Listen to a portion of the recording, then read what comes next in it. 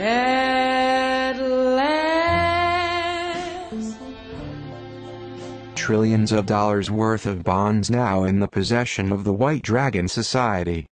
Posted by Benjamin. July 2, 2013. Last week, representatives of Asian groups asked the White Dragon Society to help them cash trillions of dollars worth of historical bonds issued by the Federal Reserve Board. The WDS agreed on the condition the funds be partly used to finance a massive campaign to end poverty, war and environmental destruction. For example, here is a picture of one of a set of 60 boxes, each containing $125 billion worth of bonds. If the Federal Reserve Board and the BIS refuse to cash these historical bonds, then the relentless campaign against them will continue. This campaign has so far removed from power Pope Maledict, J. Rockefeller, Queen Beatrix of Holland, 26 top Pentagon generals, the CIA head Petraeus, Hillary Clinton, the King of Saudi Arabia and many others. Last week, in a major cabal defeat, Sabbatean Mafia stooge Julia Gillard was removed from the Prime Minister's office of Australia. Next will be anybody else who stands in the way of efforts to save the planet, including Ben Bernanke and Barack Obama. Prime Minister Kevin Rudd was removed from office 3 years ago immediately after he had agreed to use new energy technology to remove salt from seawater in order to turn the Australian desert green, according to MI6 and Australian Secret Intelligence Organisation, ASIO agents. The coup that removed him was arranged by Federal Reserve Board agents, the sources said. Immediately before he was removed, a warning of an impending nuclear terror attack against Japan was given to the Australian embassy in Tokyo to deliver to Kevin Rudd, ANSIO agents say. However, the embassy instead warned the feds who initiated the move to oust Rudd.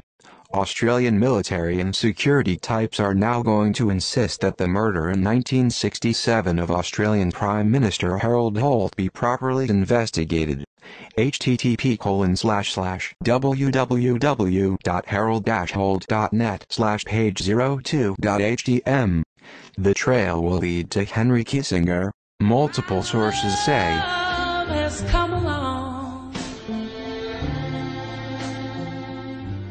From there the trail will go to the gangster families who own the Federal Reserve Board. In other words, the investigative trail is grinding towards them on charges of both murder and the issuing of fraudulent bonds. The bonds pictured above and below are part of a batch of bonds given to a Chinese nationalist army general by a U.S. general back in the 1930s. We have confirmed with the master list at the Federal Reserve Board that they are genuine. The feds have been trying to buy up bonds like this for a tiny fraction of their cost and then dump them in the garbage. However, the owners of this batch are insisting on full payment and they have the means of enforcing their demands. Here, printed on what looks like Monopoly paper, are some genuine Fed million-dollar bills. My lonely days are over. These are separate from the bonds in the boxes. They are part of a vast mountain of such instruments the Fed spread around Asia without any intention of ever returning the gold and treasure they traded them for. Both the Chinese Communist government in Beijing and the nationalist government in Taiwan have countless trillions of dollars worth of these bonds. If they present a united front and force the feds to pay money, the feds can be driven out of business. The real question, of course, is what to do after the feds are busted. On this front, there are several different groups with competing agendas. One is the Neil Keenan group suing on behalf of the Dragon family. This lawsuit, if it is ever accepted by any court, would restore the rights to the traditional treasures of Asia to the old royal families of Asia, including the Qing dynasty heirs. However, the Chinese Communist Party and some Asian secret societies do not want to turn the clock back 100 years and return to dynastic rule. Nor do many people in the West want to replace a secret Western family group with a secret Asian family group. Another group, now going by the name One People's Public Trust, OPPT, http://www.slideshare.net/Ernest Rothschild/5-star-trust-history, has tried to take up the cause of the old Marion Warren 5-star trust case to get their hands on the vast funds they believe will flow to the victors of the ongoing financial war. While the original 5-star trust case seems to be legitimate, the OPPT is very opaque and many sources claim it is a cabal front. The OPPT is saying they will produce about 25 million millionaires if they win, but they do not talk about what will happen to everybody else.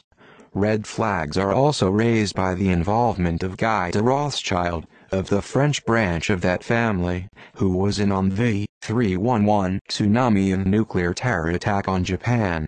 A representative of de Rothschild called last week and expressed surprise that Japan was doing just fine and that there was in fact no nuclear holocaust going on here.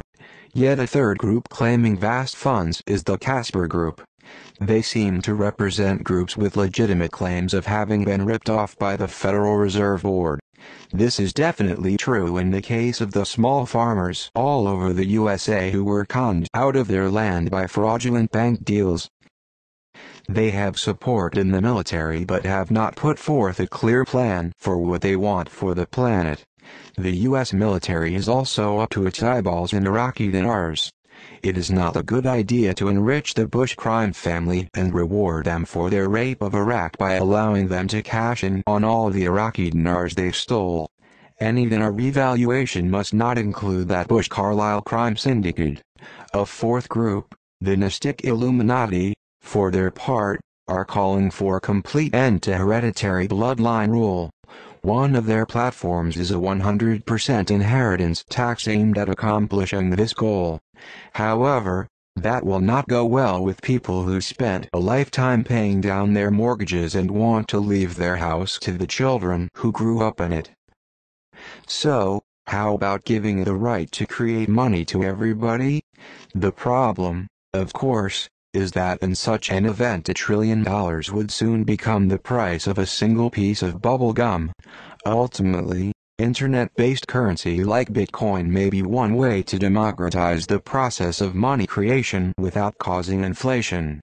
However, the idea of a totally free market where everybody pursues their personal desires without worrying about the greater good, and money is just a commodity, is part of the reason the planet is in such trouble now. The White Dragon Society, for its part, is proposing to carry out what it calls Operation Santa Claus, that is, make everybody happy. The idea would be to allow the traditional royal families of Asia to issue money based on their historical treasures. At the same time, the old Western bloodlines could, after the mass murderers are removed, also be allowed to issue money. However, in both cases the money would need to be spent in the real world carrying out big humanitarian or development projects.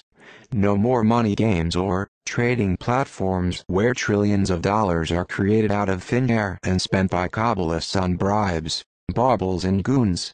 Also, under Operation Santa Claus, the bad people have to pay for their crimes, meaning all the victims of Federal Reserve Board fraud, including U.S. family farmers and Chinese merchants, would be compensated. At least 100 years of organized fraud against the people of the world will need to be rectified once the Fed is busted. Also, to make sure the average person on the street understands things have really changed, the WDS is proposing a jubilee. The idea is to eliminate, in a one-off deal, all debts public and private. If you are paying a mortgage, you will no longer have to, and the house will be yours. If you are renting an apartment, you will no longer have to pay rent and the apartment is yours. If you are an old lady living from rental income, the government will pay you the same amount you got from rent. Of course, making this real means busting the Fed or forcing it to cough up the money. To bust it, of course, means we need to take these bonds to the Fed and insist that they cash them, or else.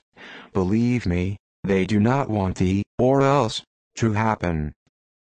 The WDS has also long proposed creating a new meritocratically staffed agency charged with the job of ending poverty and stopping environmental destruction. It should have an annual budget of at least $1 trillion or 20 times more than the World Bank has.